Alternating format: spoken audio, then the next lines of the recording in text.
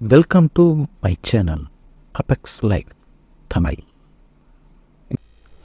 வணக்கம் நண்பர்களே, welcome to my channel apex life Tamil. நான் உங்கள் பாலாஜி, உங்களோடு சில நிமிடங்கள். இன்றைக்கி என்ன தலைப்பு பற்றி பார்க்க போகிறோம்னா 7 வகை சிந்தனைகள். இதுதாங்க தலைப்பு. அது என்னங்க 7 வகை சிந்தனைகள் அப்படின்னு கேட்டால், நம்ம சிந்திக்கிறதுல ஒரு 7 வகையான சிந்தனைகள் இருக்குதுங்க. இது ஒவ்வொருத்தருக்கும் ஒவ்வொரு விதமாக மாறுபடும். அவங்களுடைய எண்ணத்தினுடைய ஓட்டத்துக்கு ஏற்ற மாதிரி அந்த சிந்தனையை வகைப்படுத்தி தான் நம்ம இதில் பேச போகிறோம். வாங்க பார்க்கலாம். இப்போ இதில் முதல் வகை சிந்தனை என்னன்னு கேட்டிங்கன்னா, ஒரு விளைவுகள் அற்ற சிந்தனை அப்படின்னு சொல்லலாங்க.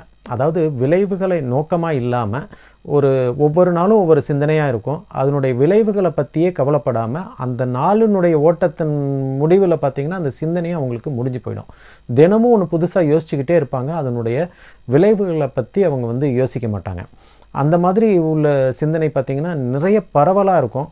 அவங்களுக்கு பெரிய நோக்கம் இருக்காது, பெரிய லட்சியம் இருக்காது. அந்த லட்சியத்தை நிறைவேற்றிக்கணுங்கிற எண்ணம் வராதுங்க. ஆனால் அவங்க சிந்திச்சுக்கிட்டே இருப்பாங்க.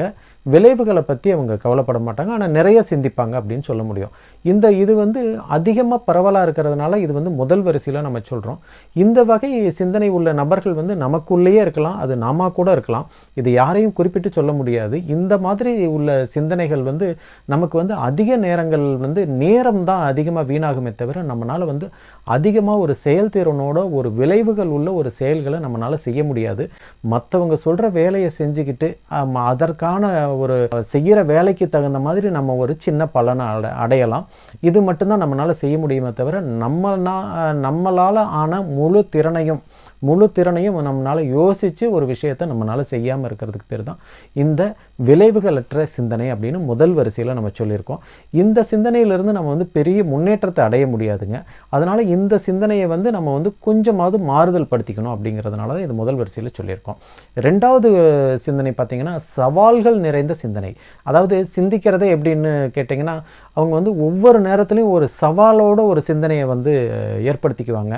நீயா நானா பார்த்துடலாம், அவங்களால ஜெயிக்க முடிஞ்சால் நம்மளால் ஜெயிக்க முடியாதா, அவரை விட நான் பெருசாக நான் ஜெயிச்சு காமிக்கிறேன், அவரை விட என்னால் சிறப்பாக செய்ய முடியும் அப்படின்னு வாய் வார்த்தைகளால் அல்லது சவால் விடுற சிந்தனையாக இருக்கும்.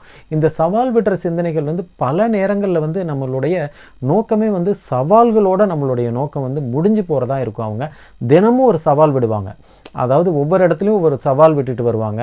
அவங்களுடைய சிந்தனைகள் எப்பவுமே சவால்கள் நிறைந்த சிந்தனையாக தான் இருக்குமே தவிர அந்த சவால்களை நம்ம செய்து முடிக்கணும் அப்படின்ற ஒரு உத்வேகம் இருக்காது. ஏன்னா ஒரு சவால்னு விடுறாங்கன்னா அந்த ஒரு சவாலை நிறைவேற்றுறதுக்கு அடுத்த கட்ட முயற்சி என்னன்னு எடுக்கிறவங்க தான் அந்த சவாலை நிறைவேற்றக்கூடியவங்கன்னு நம்ம சொல்ல முடியும். அவங்க இன்னைக்கு ஒரு சவால் விடுவாங்க, நாளைக்கு ஒரு சவால் விடுவாங்க, நாளை மறுநாள் இன்னொரு புதிய சவாலை அவங்க மேற்கொள்வாங்க. இந்த மாதிரி சவால்கள் தொடர்ந்து போய்கிட்டே இருக்குமே தவிர அவங்ககிட்ட ஒரு ஆக்கப்பூர்வமான ஒரு செயல்திறனை நம்ம பார்க்க முடியாது. இந்த மாதிரி மனிதர்கள் நம்மளோட கலந்து இருக்காங்க. ஏன் அந்த மாதிரி மனிதர்கள் நம்மளாவும் இருக்கலாம். இது யாரையும் குறிப்பிட்டு சொல்ல முடியாது. இந்த மாதிரி சவால்கள் நிறைந்த சிந்தனை நமக்கு இருக்குதா அப்படின்றத நம்ம யோசித்து கண்டுபிடிச்சிக்கணும். ஒருவேளை நமக்கு இருந்ததுன்னா அதை மாற்றிக்க முயற்சி பண்ணணுங்க. இது ரெண்டாவது வகை சிந்தனையாக நம்ம சொல்லியிருக்கோம். மூன்றாவது வகை சிந்தனை என்னன்னு சொல்லலான்னு கேட்டிங்கன்னா, ஆரம்ப நிலை சிந்தனைன்னு சொல்லலாங்க. அதாவது எல்லா விஷயங்களையும் இவங்க ஆரம்பிக்கிறதுல ஒரு மும்முரமாக இருப்பாங்க. ஆனால் அந்த சிந்தனையினுடைய தீவிர தன்மை காமிக்காமல் அந்த வேலையை சிறப்பாக முடிக்கணுங்கிற எண்ணம் இருக்காது. அதாவது ஆரம்பிச்சிட்டாவே அந்த வேலையை முடிச்சிட்டோன்னு நினச்சிக்குவாங்க. நிறைய வேலைகளை ஆரம்பித்து அது அங்கங்கே ஸ்ட்ரக்காகி நிற்கும். அவங்க நிறைய வேலைகள் ஆரம்பிப்பாங்க. ஆனால் எந்த ஒரு வேலையும் அவங்க ஒரு திறன்பட அவங்களுடைய திறமையை பயன்படுத்தி முடிக்கணுங்கிற எண்ணம் இருக்காது. ஆனால் ஆரம்பிக்கிறதுல ரொம்ப ஆர்வமாக இருக்கிற மாதிரி இருப்பாங்க. இது ஆரம்ப நிலை சிந்தனைன்னு சொல்லலாம். இந்த மாதிரி சிந்தனை அதிக நேரங்களில் நமக்கு வரத்தான் செய்யும். ஏன்னா இது ஒவ்வொரு இடத்துலையும் போகும்போது நம்மளுக்கு ஒரு உத்வேகம் கிடைக்கும். அவங்க செய்கிறது செய்யலாமா, இவங்க செய்கிறது செய்யலாமா அப்படின்ற ஒரு உத்வேகத்தினால ஒவ்வொரு விஷயத்தை ஆரம்பிச்சிருவாங்க. அந்த ஆரம்பித்த விஷயத்தை அவங்களால முடிக்க முடியாது. அதற்காக கவலைப்படுவாங்க. அதை செய்ய முடியாத ஒரு வேலையை விட்டுருவாங்க. மறுபடியும் ஒரு புதிய சிந்தனை ஏதாவது ஒரு இதில் அவங்களுக்கு தோணும். அதுலேயும் ஒரு விஷயத்தை ஆரம்பிப்பாங்க. இந்த மாதிரி இந்த ஆரம்பித்து அது ஸ்ட்ரக்காகி நிற்கிறத தான் இந்த ஆரம்ப நிலை சிந்தனை அப்படின்னு மூன்றாவது வகையாக சொல்லலாங்க. நாலாவது வகை சிந்தனை எதுன்னு சொல்லலான்னு கேட்டிங்கன்னா, பிழைகள் உள்ள சிந்தனைங்க. இந்த சிந்தனை பிழைகள் அப்படின்னு நம்ம சொல்லலாம், அல்லது பிழைகள் உள்ள சிந்தனைகள்னு சொல்லலாங்க. இப்போ வந்து பிழைகள் உள்ள சிந்தனைகள்னால் நீங்கள் எந்த ஒரு சிந்தனை அவங்க பண்ணுறதை கவனித்து பார்த்தீங்கன்னாலும் அவங்களுடைய சிந்தனை வந்து ஒரு நடைமுறைக்கு சாத்தியம் இல்லாததாக இருக்கும். அதில் வந்து பிழைகள் இருக்கும், அதாவது அதில் வந்து எரர் இருக்கும். இந்த மாதிரி ஒரு விஷயத்தை செய்யவே முடியாதுன்னு உலகத்துக்கே தெரிஞ்ச விஷயத்தை நான் செய்து காமிக்கிறேன் அப்படின்னு சொல்லுவாங்க. அல்லது வந்து ஏதாவது ஒரு நம்பக்கூடாத விஷயங்களை, அதாவது ஒருத்தர் வந்து ஒரு பேராசை காமிச்சு ஒரு விஷயத்தை சொல்லி நீங்கள் பெரிய ஆள் ஆகிடலாம், இதில் வந்து நீங்கள் முதலீடு பண்ணுங்கள், உங்களை வந்து நான் பெரிய ஆள் ஆக்கி காமிக்கிறேன், எங்கள் டீமில் வந்து சேர்ந்துக்குங்க, நாங்கள் இந்த பிஸ்னஸ் பண்ணுறோம் அப்படின்னு சொல்லி ஒரு பேராசையை தூண்டுற மாதிரி இவங்களுடைய சிந்தனையை தூண்டினாங்கன்னா இவங்களுடைய இந்த சிந்தனை வந்து என்ன செய்யும்னு கேட்டிங்கன்னா, பிழைகள் உள்ள சிந்தனை. என்னென்னா அந்த பிழைகளோடவே இருக்கிறதுனால மற்றவங்க சொல்கிற ஒரு பேராசையை வந்து உண்மைன்னு நம்ப ஆரம்பிச்சிருவாங்க. இவங்க உண்மைத்தன்மை தெரியாமல் உண்மைன்னு நம்ப ஆரம்பித்து நிறைய இடங்களில் வந்து இவங்க வந்து ஏமாறக்கூடிய வாய்ப்புகள் இருக்குதுங்க. இது வந்து பிழைகள் உள்ள சிந்தனைன்னு சொல்ல முடியும். பிழைகளோடவே நம்ம வந்து யோசிச்சுக்கிட்டு இருக்கும்போது பார்த்திங்கன்னா இந்த மாதிரி நிகழ்வுகள்லாம் நடக்கிறதுக்கான வாய்ப்பு இருக்குதுங்க. இந்த மாதிரி சிந்தனையை ஓட்டத்தையும் நம்ம வந்து மாற்றிக்கிட்டோம்னா தான் நம்ம வந்து மற்றவங்ககிட்டேருந்து ஏமாறுறதையும் நம்ம தடுத்துக்க முடியும்.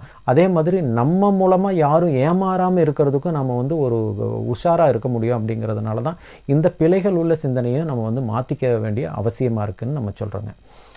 இந்த 4 வகை சிந்தனைகளுமே பார்த்திங்கன்னா மனிதர்களுக்குள்ளே வந்து ரொம்ப பரவலாக இருக்கிற சிந்தனைகள் தான். இது வந்து ஒவ்வொரு மனிதருக்கு மட்டும்தான் இருக்கும், இவருக்கு தான் இருக்கும், உங்களுக்கு தான் இருக்கும், எனக்கு இருக்காதுன்னு நான் சொல்ல வரலைங்க.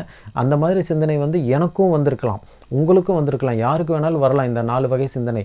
இந்த 4 வகை சிந்தனைகள்லேருந்து நம்ம வந்து எப்படி தப்பிச்சு வெளியே வர்றோம் அப்படிங்கிறத பொறுத்து தான் நம்மளுடைய சிந்தனை வந்து வலுவான சிந்தனையாக அமையும். வலுவான சிந்தனை எங்கே இருக்குதோ, அதாவது நம்மளுடைய திங்கிங் வந்து ரொம்ப ஸ்ட்ராங் திங்கிங்காக ஆகணும்னா இந்த மாதிரி இருக்கிற இந்த 4 வகை திங்கிங்லேருந்து நம்ம வந்து வெளியில் வரணும்.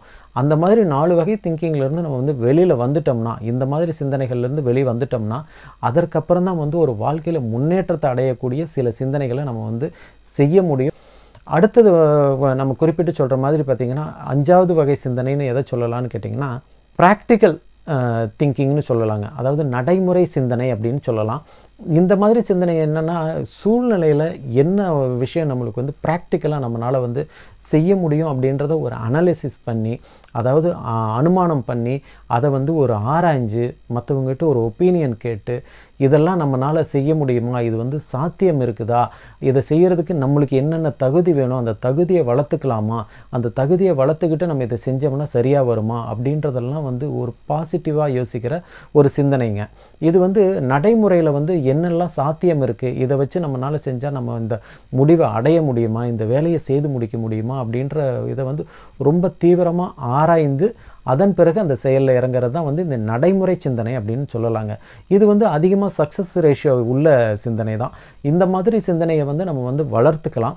இந்த மாதிரி சிந்தனை இருக்கும்போது பார்த்திங்கன்னா அடுத்தடுத்த முயற்சிகள் வந்து உங்களுக்கு தொடர்ந்து வந்துக்கிட்டே இருக்கும். நீங்கள் எங்கேயுமே வந்து ஸ்ட்ரக்காகி நிற்க மாட்டீங்க. நடைமுறை ப்ராக்டிக்கலாக இருக்கிற உண்மைகளை நம்ம புரிஞ்சுக்கிட்டு நம்ம அதன் மூலமாக வந்து நம்மளுடைய வாழ்க்கை பயணத்தை அமைச்சிக்கிறது தான் பார்த்திங்கன்னா நம்மளுக்கு அதிகபட்சமாக ப்ராக்டிக்கலாக உள்ள விஷயங்களை வந்து நம்மளுக்கு வந்து செய்து முடிக்கும். அதனால் இந்த நடைமுறை சிந்தனை வந்து ரொம்ப பாசிபிளான விஷயம் அப்படிங்கிறத நம்ம புரிஞ்சுக்கணுங்க. 6வது சிந்தனை பார்த்திங்கன்னா ஒரு முற்போக்கு சிந்தனை அப்படின்னு சொல்லலாங்க. அதாவது அட்வான்ஸ்டு திங்கிங் அப்படின்னு சொல்லலாங்க. முற்போக்கு சிந்தனைன்னா என்னென்னா, கொஞ்சம் இப்போ இருக்கிற காலத்தை விட முன்னேற்றமான ஒரு சிந்தனை. அதாவது எதிர்காலத்தில் இதுதான் நடக்க போகுது, அந்த விஷயத்துக்காக நம்ம இப்போவே வந்து பிளான் பண்ணலாம், இதெல்லாம் நடைமுறையில் இன் ஃப்யூச்சரில் வரப்போகுது, இந்த மாதிரி விஷயங்கள்லாம் ஃப்யூச்சரில் வந்து ரொம்ப பிரபலமாக போகுது, அதிகமாக வந்து நம்மளுக்கு வந்து மக்களுக்கு தேவைப்பட போகுது, நமக்கே வந்து அதிகமாக உபயோகம் இருக்கும் அப்படின்னு சொல்லிட்டு எதிர்காலத்தில் வர்ற திட்டங்களை பற்றி நம்ம இப்போவே தெரிஞ்சுக்கிட்டு அதன் மூலமாக நம்மளுடைய வாழ்க்கை தரத்தை வந்து உயர்த்திக்கலாம், நம்மளுடைய பொருளாதார தரத்தை வந்து உயர்த்திக்கலாம், நம்மளுடைய வந்து வேலை வாய்ப்பை உயர்த்திக்க முடியும், அல்லது நம்மளுடைய தொழில் முன்னேற்றத்தை வந்து முன்னெடுக்க முடியும். இந்த மாதிரி யோசனைகளோட நம்ம வந்து ஒரு முற்போக்காக சிந்திக்கும் போது இந்த விஷயத்தையெல்லாம் நம்ம வந்து இப்போ நம்ம பண்ணினோம்னா எதிர்காலத்தில் நம்ம இதையெல்லாம் செய்ய முடியும் அப்படின்னு ஒரு முற்போக்காக சிந்திக்கிறதுக்கு பேர் தான் இந்த முற்போக்கு சிந்தனைங்க. இந்த மாதிரி சிந்தனைகள் வந்து அதிக பேருக்கு வர்றதில்லை. என்னன்னு கேட்டிங்கன்னா, எதிர்காலத்தை பற்றின ஒரு கணிப்பு நமக்கு முக்கியம்தான். ஆனால் எதிர்காலத்தை பற்றின வந்து அவ்வளவு தெளிவான கணிப்பு இருக்கணும்னா என்னென்னா, நீங்கள் வந்து நிகழ்காலத்தில் உள்ள விஷயங்களை வந்து ரொம்ப அக்யூரேட்டாக நீங்கள் தெரிஞ்சு வச்சுருக்கணும். இப்போ லேட்டஸ்ட்டு அப்டேஷன்லாம் உங்கள் கையில் வந்தால் மட்டும்தான் நீங்கள் வந்து இப்போ இந்த அப்டேஷன் வந்திருக்கு. இப்போ வந்து ஒரு மொபைல் ஃபோனே எடுத்துக்கிட்டிங்கன்னா இந்த வருஷம் 2023 2024 ஆரம்பத்தில் நம்ம இருக்கிறோன்னா இப்போ ஒரு மொபைல் ஃபோன் வந்து இந்த மாடல் அப்டேஷன் வந்திருக்குது அப்படின்னு சொன்னால் அடுத்த இன்னொரு 6 மாதத்துக்கு பிறகு அதில் அடுத்த நெக்ஸ்ட்டு மாடல் வரும் அப்படின்னு நம்ம சொல்கிறோம் இல்லைங்களா, அடுத்த அப்டேஷன் வரும்னு சொல்கிறோம் இல்லைங்களா. அதாவது இன்றைக்கி லேட்டஸ்ட்டாக வந்திருக்கிற மாடலை தெரிஞ்சு வச்சுருந்தா தானே அடுத்து வர மாடலை பற்றி நம்ம வந்து எதிர்பார்க்க முடியும். அதே மாதிரி தான் வாழ்க்கையில் நிறைய விஷயங்களில் வந்து நம்ம அப்டேட் பண்ணிக்கிட்டே இருக்க வேண்டியிருக்கு. அந்த மாதிரி தொடர்ந்து நம்ம எந்த விஷயத்தையெல்லாம் நம்ம அப்டேட் பண்ணி வைக்கிறோமோ, இப்போ இருக்கிற விஷயங்களை லேட்டஸ்ட் விஷயங்களை தெரிஞ்சு வச்சுக்கிறோமோ, அதை பொறுத்து தான் நம்மளுக்கு இந்த முற்போக்கு சிந்தனைங்கிறதே தோன்றும். இந்த முற்போக்கு சிந்தனை வந்து யாருக்கெல்லாம் வருதோ அவங்க வந்து வாழ்க்கையில் பார்த்திங்கன்னா நிறைய முன்னேற்றத்தை வந்து அவங்களால அடைய முடியும். இது வந்து ஒரு கணிப்பு இல்லைங்க, இது வந்து உண்மையான விஷயம். என்னன்னு கேட்டிங்கன்னா, நீங்கள் எதிர்காலத்தில் ஒரு விஷயம் வரப்போகுதுன்னா அதை வந்து நீங்கள் வந்து உங்களுடைய யூகிக்கிற தன்மையினால் கண்டுபிடிக்கிறது இல்லை, நடைமுறையில் இருக்கிற உண்மைகளை வச்சு தான் நீங்கள் அதை சொல்ல போகிறீங்க. அதை வச்சு தான் நீங்கள் உங்களுடைய திட்டங்களை வகுக்க போகிறீங்க. அதனால் இந்த முற்போக்கு சிந்தனைங்கிறது ரொம்ப ரொம்ப உபயோகமான சிந்தனை. இந்த மாதிரி சிந்தனையை நம்ம வளர்த்துக்கும் போது பார்த்திங்கன்னா நம்மளால் வந்து வெற்றிகளை வந்து அதிகமாக அடைய முடியும் அப்படிங்கிறது தான் உண்மையான விஷயங்க.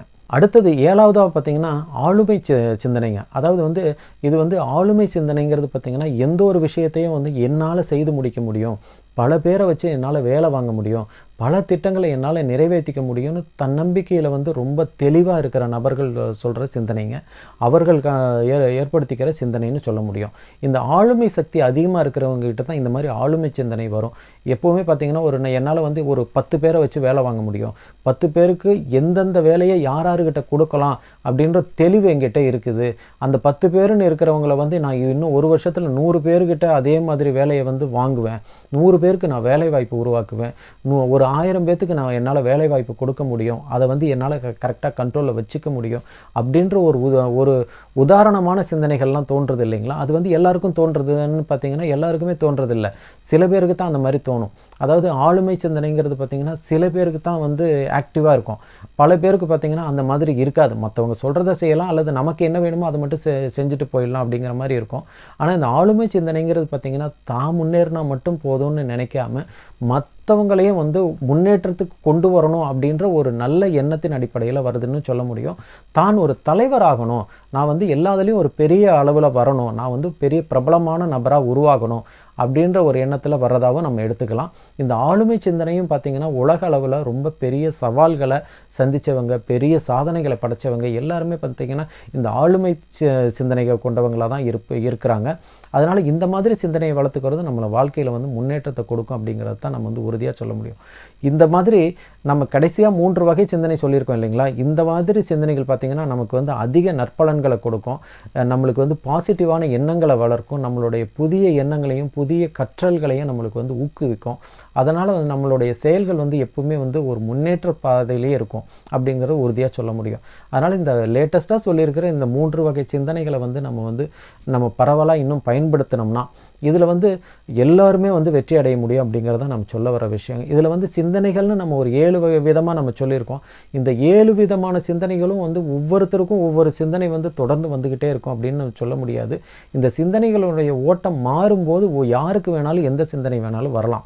அதனால் இந்த 7 வகை சிந்தனையில் நீங்கள் இன்றைக்கி தேதிக்கு எந்த வகையான சிந்தனையில் இருக்கீங்க, எந்த வகையான திங்கிங்கில் இருக்கீங்க அப்படின்றத நீங்கள் சரி பார்த்துக்கிட்டிங்கன்னா உங்களுக்கு திங்கிங்கில் வந்து எந்த அளவில் எந்த வகையான சிந்தனையில் நீங்கள் வந்து மாறுனீங்கன்னா உங்களுடைய வாழ்க்கையை வந்து மேம்படுத்திக்க முடியும், உங்களுடைய தொழிலில் நீங்கள் வந்து எப்படி இன்னும் முன்னேற்றம் அடைய முடியும், உங்களுடைய வேலை வாய்ப்பில் நீங்கள் எப்படி முன்னேற்றம் அடையலாம், குடும்பத்தை எப்படி இன்னும் சந்தோஷமாக வச்சுக்கலாம், நம்ம வந்து மகிழ்ச்சியோடு வாழ்கிறது எப்படி அப்படின்ற ஒரு எண்ணங்களையெல்லாம் நீங்கள் வந்து யோசிக்க முடியும்.